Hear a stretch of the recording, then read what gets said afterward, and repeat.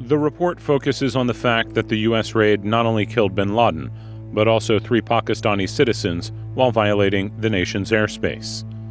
In Islamabad, leaders only learned about it on television. Not long after, there were protests across the country. U.S. Admiral Mike Mullen, the highest-ranking military officer in the United States, only called Pakistan's Chief of Army Staff at 5 a.m. the next morning, 6 hours after the raid began. The raid was the greatest humiliation visited upon the country since its breakup in 1971. Ever since the war in Afghanistan in 2001, Pakistan was always an unenthusiastic ally in what the U.S. called its war on terror. President Musharraf was enthusiastic, I think, primarily because he saw a way to get his country out of pariah status in the 10-year divorce it had with the United States. There were others, particularly ISI, which for 10 years had fostered a different policy. The U.S. became frustrated and planned to hunt for bin Laden alone, but for that, it needed access. According to the report, the U.S. turned to the Pakistani ambassador to the U.S., Hussein Haqqani. The report accuses Haqqani of providing hundreds of visas, which ultimately facilitated the unilateral manhunt for Osama bin Laden. That is something he strongly denies. During the meeting with the Commission, I very clearly pointed out to them that there was no unauthorized visa issued.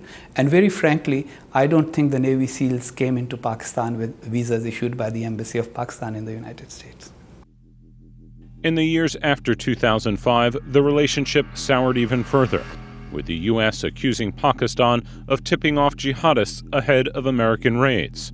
The report acknowledges a shortage of mutual appreciation, a lack of regard and trust in this contingent, transactional, and often resentful relationship. Yeah, I think there's every reason not to have trust.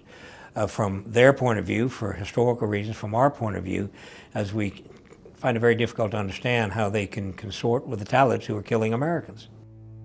By 2011, the U.S. was regularly conducting drone operations within Pakistan. The report says the buildup of U.S. aggressiveness and hostility were noted, but their policy implications were not dealt with seriously. And in the run-up to the raid itself, explicit threats were communicated by Barack Obama, but all of them were either ignored or discounted.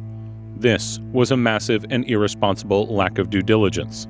The report paints a picture of Pakistan as manipulated and undermined by the U.S. Pakistan's spy chief says the nation had become too weak and dependent to defend itself against U.S. policies.